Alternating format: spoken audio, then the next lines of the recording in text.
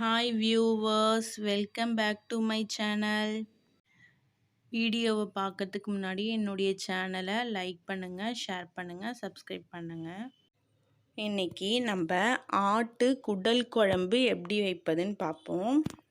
நல்லா ஒரு 5 தடவை நல்லா வாஷ் பண்ணிடுவோம். வாஷ் பண்ணிவிட்டு ஆட்டு சிறு குடல் இருக்குல்ல, அதை தென்னங்குச்சி அப்படி இல்லைன்னா வடை திருப்புவோம்ல, அந்த கம்பியை வச்சு இப்படின்னா ஆட்டு சிறு குடலை இப்படிதான் திருப்பணும். இப்படி திருப்பினாதான் ஆட்டுக்குடல் இந்த குழம்பு ஸ்மெல் இல்லாமல் இருக்கும். திருப்பினதும் இதை ஒரு கிட்டத்தட்ட ஒரு 5-6 தடவை நல்லா வாஷ் பண்ணணும். நம்ம வாஷ் பண்ண ஒரு நுரை மாதிரி ஒரு இது வரும். அதெல்லாம் போகிற அளவுக்கு ஒரு 5-6 தடவை வாஷ் பண்ணுவோம்.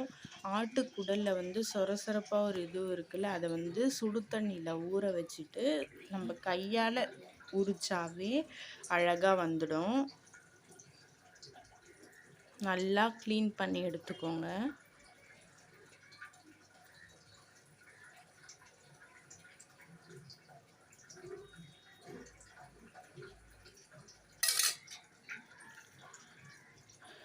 இப்படி தான் குடலை திருப்பி எடுக்கணும். திருப்பி எடுத்துட்டு நல்லா நைஸாக நுணுக்கிடணும். சுடு தண்ணியில் போட்டுட்டு நுணுக்கிட்டு இப்போ நல்லா நுணுக்கினோடனே எப்படி ஃப்ரெஷ் ஆகிடுச்சு பாருங்கள். இப்போ குக்கரில் தேவையான அளவு தண்ணி ஊற்றிக்கிட்டு 5 விசில் வச்சு வேக வச்சுக்கலாம். இப்போ குழம்பு எப்படி செய்கிறதுன்னு பார்ப்போம். கடாயை வச்சுக்கிட்டு கடாய் நல்லா காஞ்ச உடனே ஆட்டுக்குடலுக்கு தேவையான எண்ணெய் ஊற்றிக்கலாம். எண்ணெய் நல்லா காஞ்ச உடனே ஒரு 2 கிராம்பு, பட்டை, இலை, கொஞ்சம் சோம்பு போட்டு நல்லா பொரிய விட்டுட்டு நல்லா பொரிஞ்ச உடனே சின்ன வெங்காயம், இந்த குழம்புக்கு நம்மளுக்கே தெரியும், இந்த குழம்புக்கு தேவையான சின்ன வெங்காயத்தை அரிஞ்சு போட்டுக்கலாம். சின்ன வெங்காயம் போட்டு நல்லா வதக்கிப்போம். சின்ன வெங்காயம் போட்ட கையோடையே கருவேப்பிலை கொஞ்சம் போட்டுப்போம். எப்பயுமே வெங்காயம் போட்ட உடனே கருவேப்பிலை போட்டால் தான் குழம்பு நல்லா மணமாக இருக்கும். லாஸ்ட்டு போட வேண்டிய அவசியம் கிடையாது. வெங்காயம் போட்டோடனே போட்டுக்கலாம்.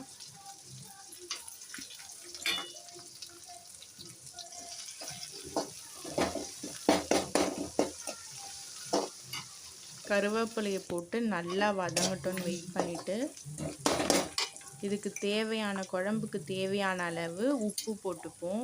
உப்பு போட்டு நல்லா வதக்குவோம்.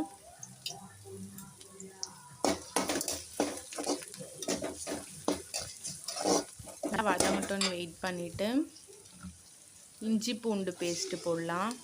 இஞ்சி பூண்டு பேஸ்ட்டை மட்டும் எப்பயுமே நல்லா வதக்கணும். உடனே தக்காளி போட்டு வதக்கக்கூடாது, அது பச்சை ஸ்மெல் வரும்.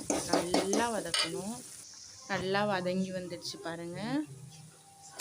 தக்காளி 2 தக்காளி அரிஞ்சு வச்சுருக்கேன், அதையும் போட்டு வதக்குவோம். நல்லா வதக்கணும் தக்காளியை. 1/2 ஸ்பூன் மஞ்சள் தூள் போட்டு வதக்குவோம். குக்கரில் வேக வச்சுருக்க அந்த குடலை எடுத்து போட்டு நல்லா இதையும் நல்லா அந்த எண்ணெயிலேயே வதக்கினா தான் நல்லா டேஸ்ட் வரும். நல்லா வதக்குவோம் எண்ணெயிலேயே போட்டு.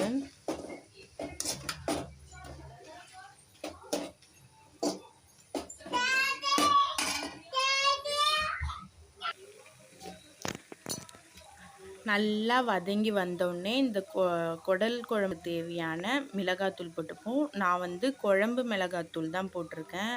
ஒரு சிலவங்க காரம் அதிகமாக சாப்பிடுவாங்க, ஒரு சிலவங்க காரம் கம்மியாக சாப்பிடுவாங்க. அதனால் நம்ம அந்த குழம்புக்கு ஏற்ற மாதிரி காரம் போட்டுப்போம். வச்ச தண்ணியை ஊற்றிக்கலாம். நல்லா கொதிக்கிட்டோன்ட்டு வெயிட் பண்ணுவோம். இந்த குடலை வேக வச்ச தண்ணி அல்சருக்கு குணமாகும்னு சொல்லுவாங்க. அதனால் நம்ம அதை குடிக்கலாம் சூப்பு மாதிரி. தேங்காய் அரைச்சி வச்சுருக்கேன். தேங்காயில் கொஞ்சம் சோம்பு போட்டு அரைச்சி வச்சுருக்கேன், அதை ஊற்றிடுவோம். நல்லா கொதிக்கிட்டோன்னு வெயிட் பண்ணுவோம். நல்லா கொதித்தா தான் குழம்பு நல்லாயிருக்கும்.